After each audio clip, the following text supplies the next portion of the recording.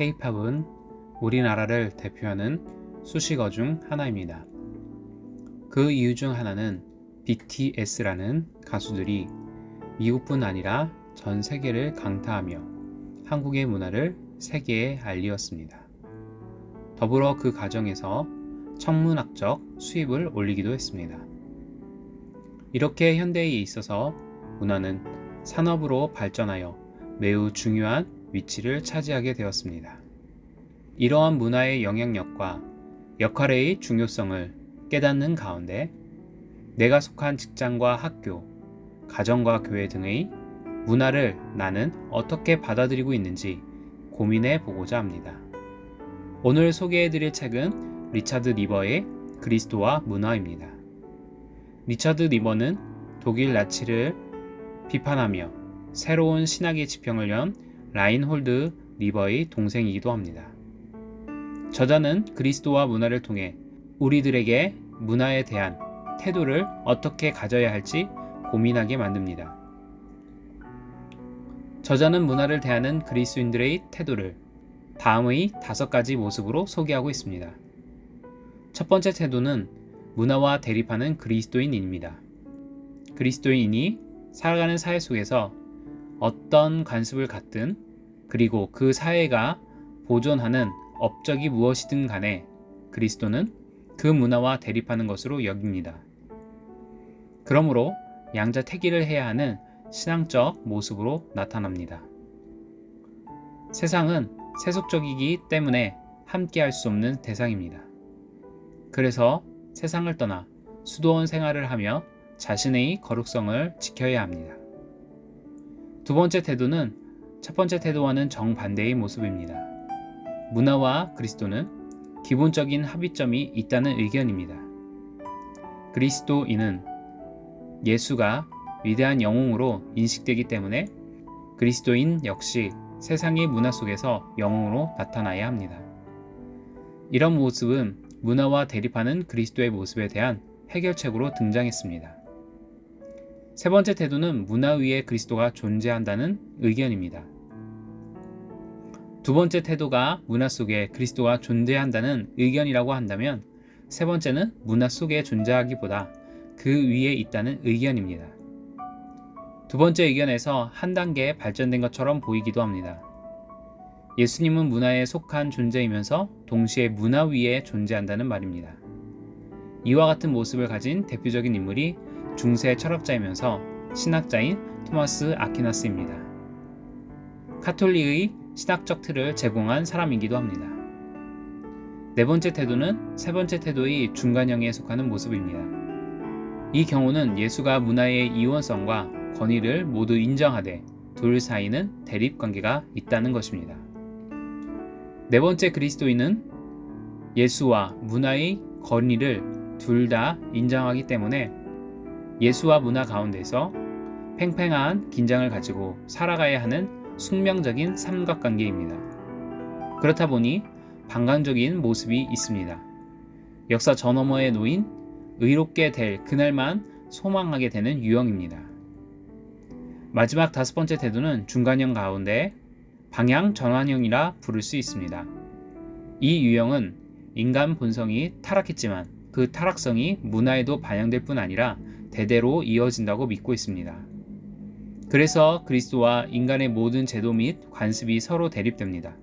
그러나 서로 대립한다고 믿었던 첫 번째 유형과 네 번째 유형의 태도와는 다릅니다.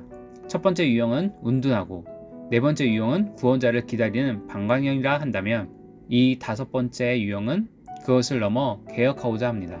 그래서 여기에 속하는 사람이 개혁자 칼빈과 어거스틴입니다. 이렇게 5가지 유형으로 문화를 대하는 그리스도인들의 모습이 나타난다고 저자는 설명합니다. 여러분들은 어떤 유형의 그리스도인이라고 생각하시나요? 어떤 모습으로 여러분들이 속한 공동체에서 문화생활을 하고 계신가요? 그리고 1번, 2번, 3번, 4번, 5번 중 어떤 태도가 올바른 태도라고 생각하시나요? 저자는 이 질문에 대해서 쉽게 답을 내릴 수 없다고 설명합니다. 이 질문에 대한 해답을 찾기 위해서 우리 기독교 역사는 오랜 시간 동안 고민을 해왔고 아직도 답을 얻지 못했다고 설명합니다. 저자는 우리 그리스도인들에게 하나님이 자유의지를 주셨고 각각 개별적으로 결정을 내린다고 말합니다. 우리는 살아가면서 인생에서 수많은 결정을 내리게 됩니다. 오늘 내용에서도 우리는 선택을 해야 하는 질문을 받았습니다. 인간은 지속적으로 선택하며 살아갈 수밖에 없는 존재입니다. 우리는 나의 생각과 경험, 그리고 지금 느끼는 감정을 토대로 자신이 옳다고 여기는 바를 결정합니다. 그러나 저자는 정말 그것이 나의 자유적인 생각과 감정을 토대로 내리는 결정인지 고민해 보라고 말합니다.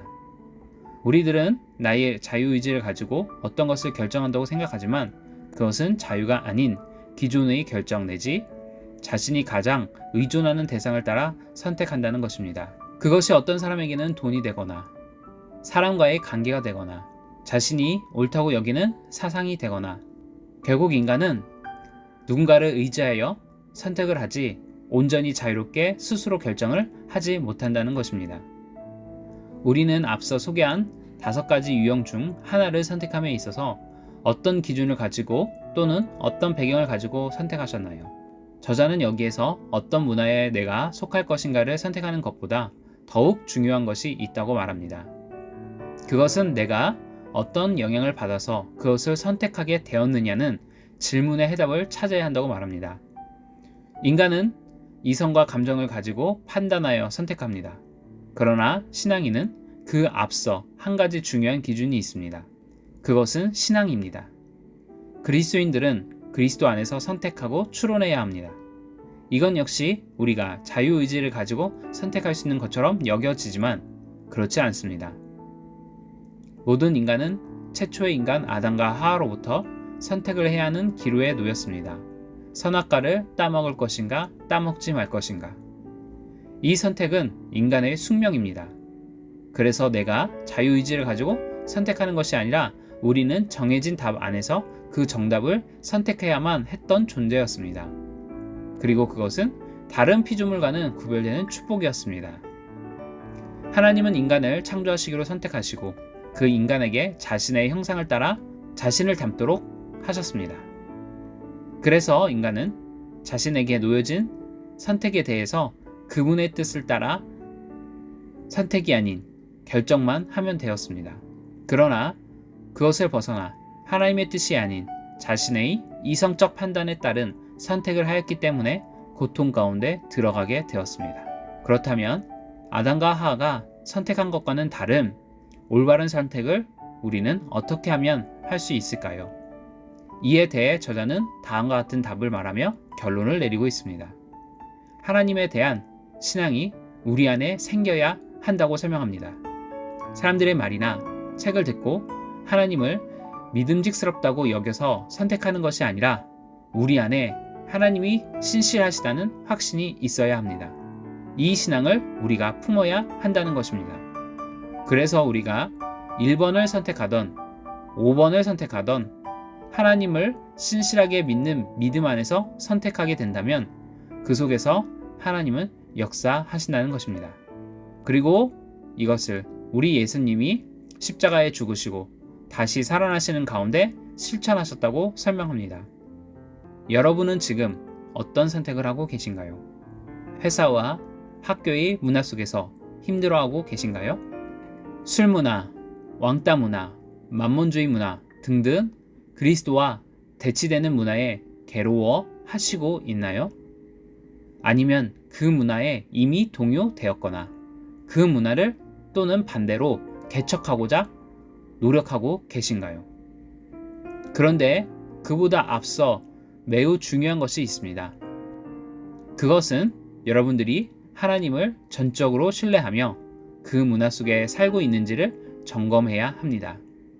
그렇게 한다면 먹든지 마시든지 무엇을 하든지 다 하나님의 영광을 위하여 하라는 하나님의 말씀이 우리의 가슴에 깊게 새겨질 것입니다. 그리고 하나님의 영광을 경험하는 문화를 여러분들이 누리게 되실 것입니다.